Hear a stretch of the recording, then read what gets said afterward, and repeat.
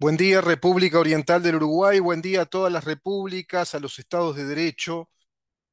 Sigo, a las democracias representativas. Pero ¿dónde están? ¿Están en algún libro de Friedrich Hayek? ¿Estarán en los fundamentos de la libertad? ¿Están en las disquisiciones, las dudas, las buenas proyecciones de Norberto Bobbio, el futuro de la democracia? Están en nuestra Constitución, por supuesto. Están en las constituciones vigentes de los estados republicanos democráticos, como por ejemplo también Argentina y su constitución alberdiana, la de Juan Bautista Alberdi de 1853. Está en la nuestra, la de la República Oriental del Uruguay, constitución con una última reforma en 1997, pero que básicamente es la constitución del año 1967, pero que es en definitiva la constitución que nos dio origen, la de 1830, porque al decir del eminente Justino Jiménez de Arechaga, una constitución es un edicto perpetuo, tomando en cuenta que sus principios, los principios constitucionales, los principios jurídico-constitucionales, los principios filosóficos jurídicos constitucionales que asientan un modelo de país, un modelo de Estado, y a nuestro Estado es un modelo republicano democrático como nación, de acuerdo a los artículos 72, 82 y los primeros artículos de la Constitución. Bueno, es un edicto perpetuo, no puede cambiar. No puede cambiar el principio de igualdad ante la ley, no puede cambiar el principio de la separación de los poderes, no puede cambiar el principio de la jerarquía de las normas, no puede cambiar el principio del orden jurídico, que obedece a todo ello y también obedece a la competencia que la Constitución determina, no puede cambiar el principio del control de los poderes y a su vez la competencia de los mismos según lo que la Constitución prescribe, no puede cambiar el principio de la seguridad jurídica, no puede cambiar desde el punto de vista científico, desde el punto de vista del derecho, desde el punto de vista de la naturaleza de un Estado constitucional de derecho. No puede cambiar, porque si cambia, cambia el Estado de Derecho. Si cambian, cambian las reglas de juego y ya no hablamos de lo mismo. Ahora, en términos humanos, en términos políticos, sí puede cambiar porque eso hace a la condición humana, al quehacer de la actividad política, a las voluntades políticas, que pueden hacer un montón de cosas y evidentemente lo que puedan hacer no siempre coincide con lo que deban hacer, que es lo que la Constitución establece, y las leyes interpretativas de la Constitución, a modo de leyes de orden público, establecen, nuestra tradición establece, nuestra historia también establece, y nuestra doctrina, así como las leyes análogas y los principios generales del derecho. Pero los políticos pueden cambiar y te cambian el modelo del Estado, te modifican ese modelo. Por lo tanto, no se puede, en tanto si se cambian las reglas del juego, pasamos a tener otro tipo de sociedad, otro tipo de Estado. Pero desde el punto de vista político, desde el punto de vista de las voluntades políticas, desde la perspectiva de los hechos políticos, sí se puede. Y de hecho en Uruguay se hizo, lo hicieron. Y lo hicieron de modo sistemático, lo hicieron de modo silenciosamente sistemático al modificar aspectos del Estado que son trascendentales, que son de vital importancia y que están perfectamente consignados por la Constitución. Cambiaron, por ejemplo, la separación de los poderes respecto al poder judicial en relación al poder ejecutivo, dado que en materia de justicia penal ya no tenemos un poder judicial que nos brinde las garantías del debido proceso, de acuerdo a lo que establecen los artículos 15, 16 al 23 de la Constitución de la República. No tenemos un poder judicial que opere, que actúe de acuerdo a los principios generales del derecho procesal que están consignados en el Código General del Proceso.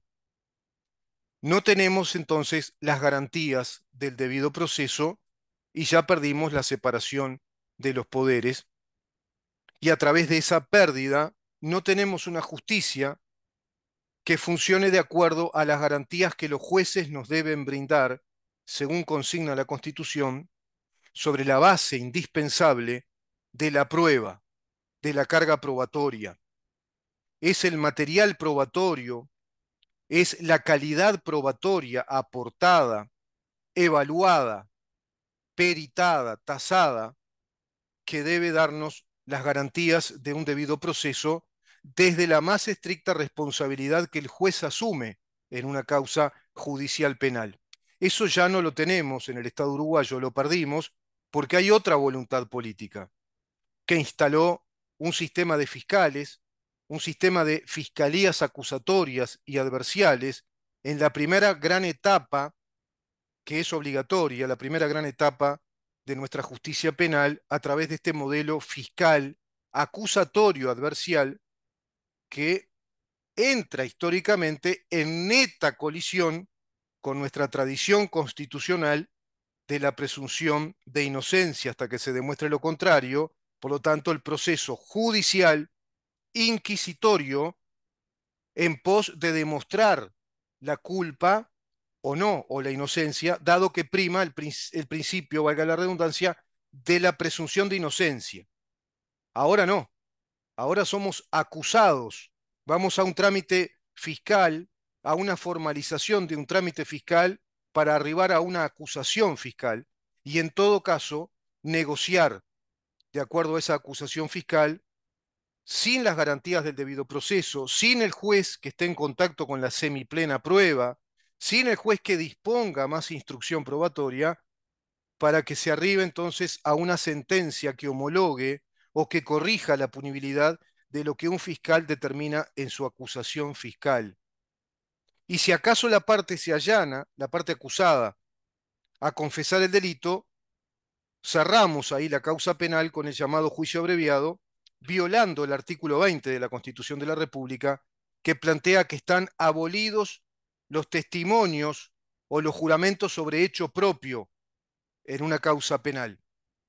Artículo 20 de la Constitución establece con absoluta claridad, con letra explícita, es interpretable desde el punto de vista literal directamente, lo que en el derecho se llama la exégesis de la interpretación, artículo 20, quedan abolidos los juramentos de los acusados en sus declaraciones o confesiones sobre hecho propio y prohibido el que sean tratados en ellas como reos, dado que la Constitución establece el principio de inocencia hasta que se demuestre lo contrario, principio relativo de inocencia, es decir, la presunción indubio pro reo, y quedan abolidos, dice la Constitución.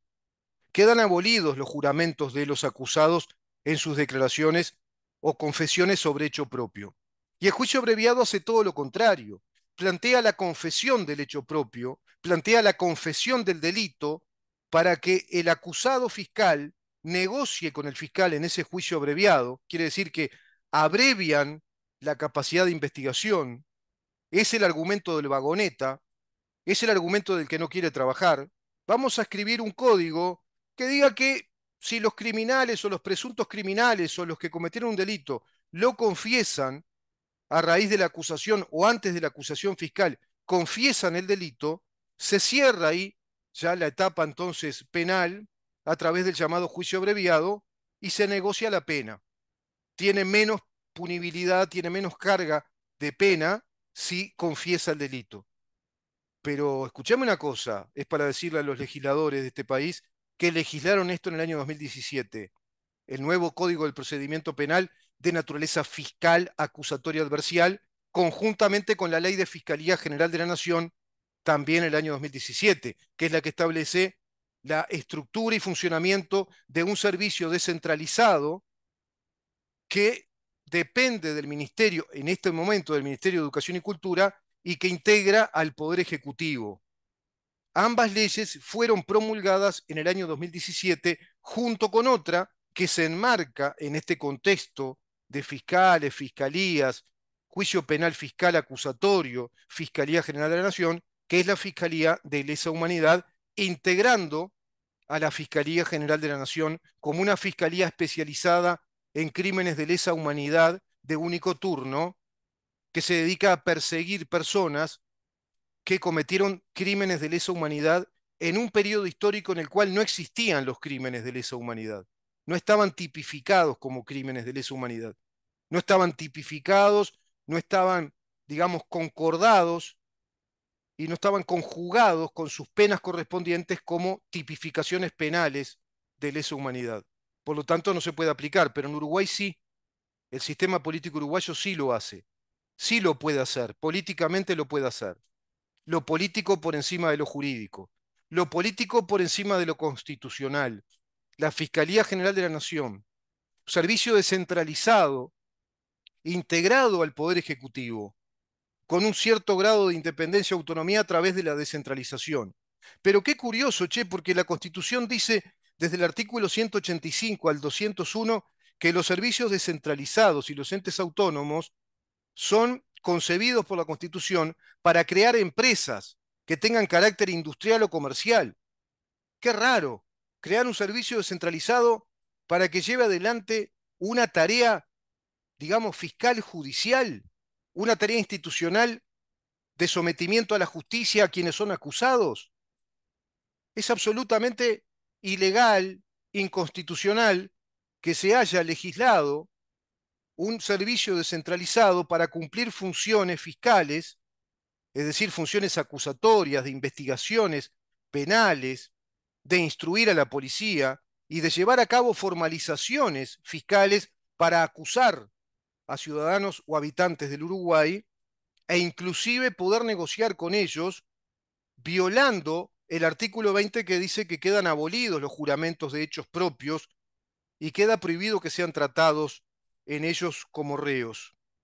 Por lo tanto, se viola el artículo 20, de acuerdo a este nuevo procedimiento fiscal acusatorio con el trámite de juicio abreviado, se violan los artículos 185 a 201 con una Fiscalía General de la Nación como servicio descentralizado, porque no es una empresa, no cumple servicios industriales ni comerciales. Solo a esos efectos la Constitución establece que se pueden crear servicios descentralizados o entes autónomos a través de un régimen especial de mayorías.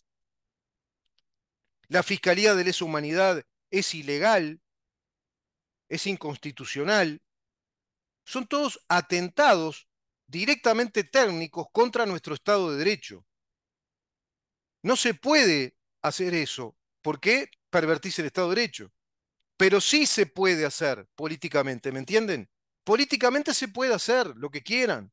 Y eso es lo que ha hecho el sistema político uruguayo, a la sordina, de Cayetano, sin decir nada, haciéndose los giles.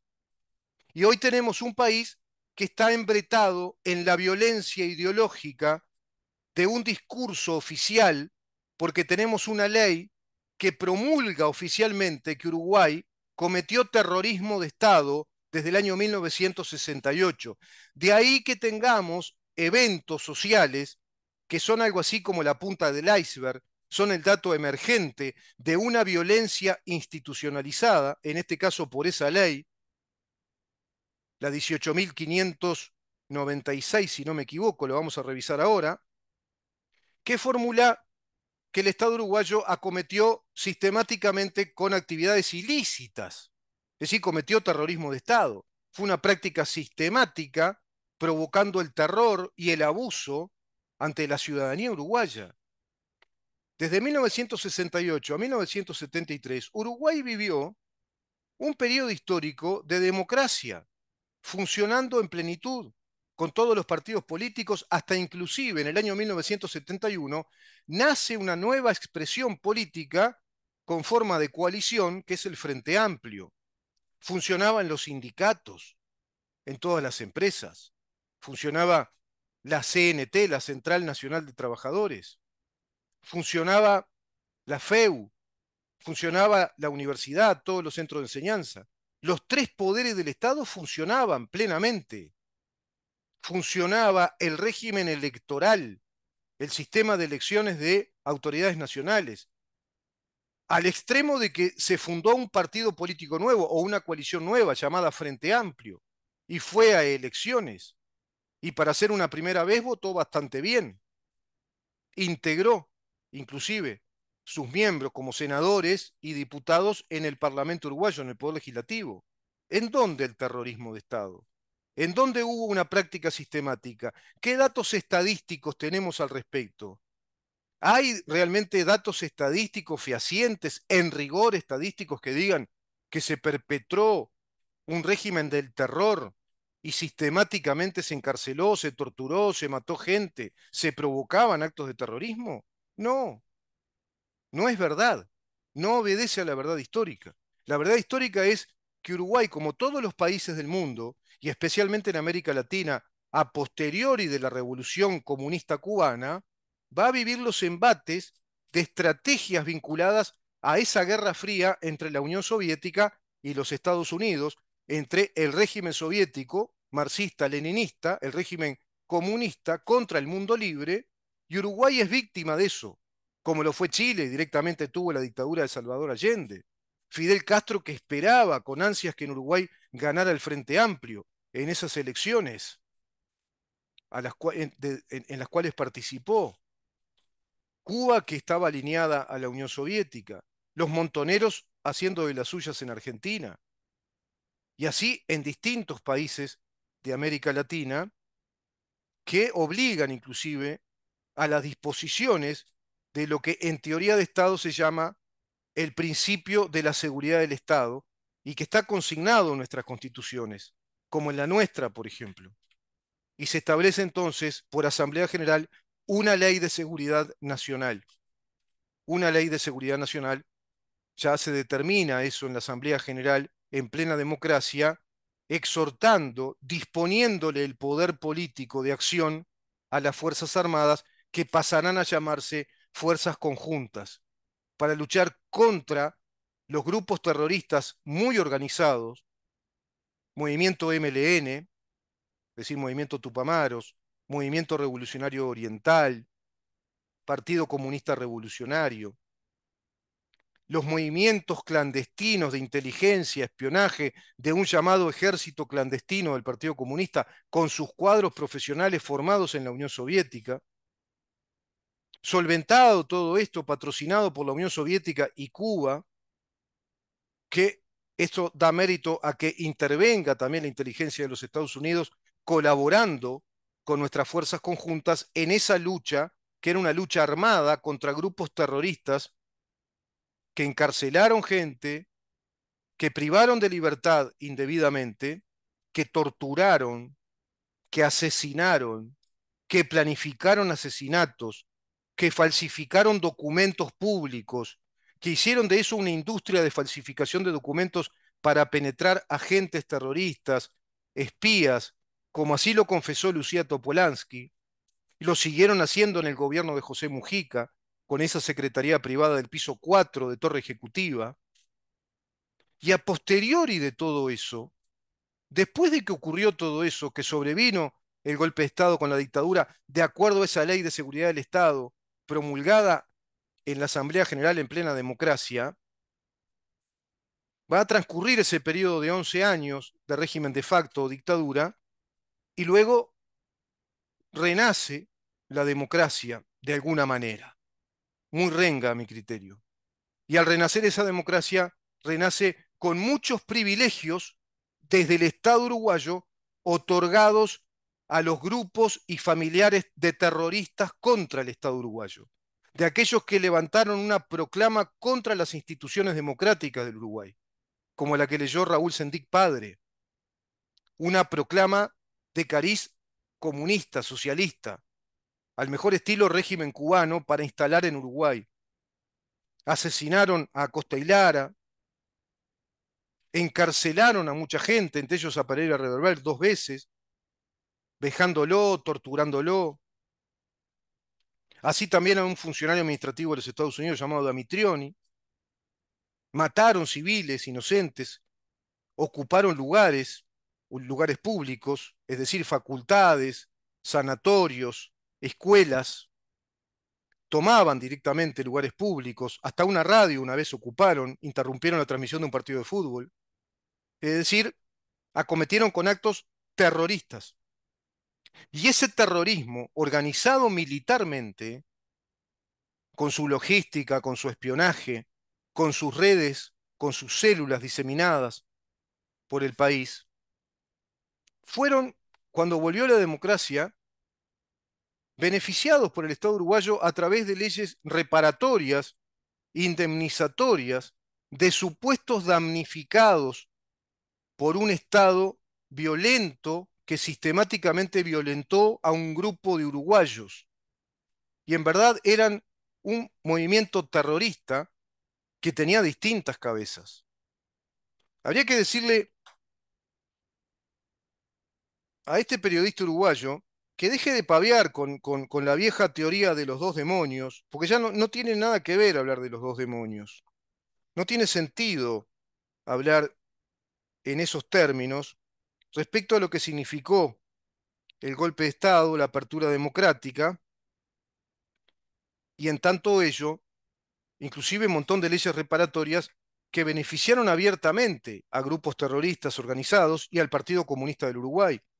Renace la CNT ya como PIT-CNT, las reparatorias patrimoniales, la ley de amnistía, que los va a dejar impunes de cualquier tipo de enjuiciamiento. Y así se promulgó la ley de caducidad, que dejaba impunes de cualquier tipo de enjuiciamiento a militares, policías y adherentes de aquel régimen. Claro, en virtud de que fue una guerra civil, y la manera de darle decoro, paz a la sociedad uruguaya, de tranquilizarla, de acuerdo a lo que dice el artículo 83, numeral, artículo 85, perdón, numeral tercero, era establecer leyes que permitieran ese decoro social, esa tranquilidad social. Y así se promulgó una ley que a todas luces es constitucional y es absolutamente legítima, ajustada a derecho, de acuerdo a los principios generales del derecho procesal, como lo es una renuncia a la legitimación procesal activa, una renuncia a la pretensión procesal, como lo formula el artículo 228 del Código General del Proceso, en consonancia con el artículo 227, numerales primero, segundo y tercero. Es un modo excepcional de extinguir el juicio. Es un modo excepcional de extinción de los juicios. Eso es una ley de caducidad a nivel del Estado. El Estado como sujeto de derecho, como persona jurídica, artículo 21, y como sujeto de derecho bien mayor a proteger su orden jurídico, formula a través de una ley, promulga su renuncia a esa pretensión procesal en esos casos en particular con una ley especial, como así lo hizo también en otros casos con una ley especial que es la ley de amnistía. Ambas leyes de carácter especial no extinguen los delitos, no se entrometen con los poderes del Estado, sino que en esos casos particulares el Estado, bueno, renuncia al procesamiento penal de esas personas integradas a esos, digamos, contextos, a ese contexto que tuvo el país, de un lado y del otro. Ahora bien y ahora mal. ¿Por qué se derogó la ley de caducidad y no la ley de amnistía? ¿Y por qué se establece a través de una ley que en el Estado uruguayo hubo terrorismo de Estado desde el año 1968 a 1985? Eso lo único que va a generar es violencia porque eso ya es un hecho violento. Es un hecho violento porque es mentira, la mentira es violenta, la mentira en sí misma es violencia porque es violencia contra la verdad. No hay peor violencia que la violencia contra la verdad. Y además es una mentira que se institucionaliza como política de Estado. Se le hace decir al Estado uruguayo que fue terrorista entre los años 1968 a 1985 y por ende se le hace decir al Estado uruguayo que debe crear una fiscalía de lesa humanidad para perseguir a esos delincuentes que llevaron a cabo terrorismo de Estado.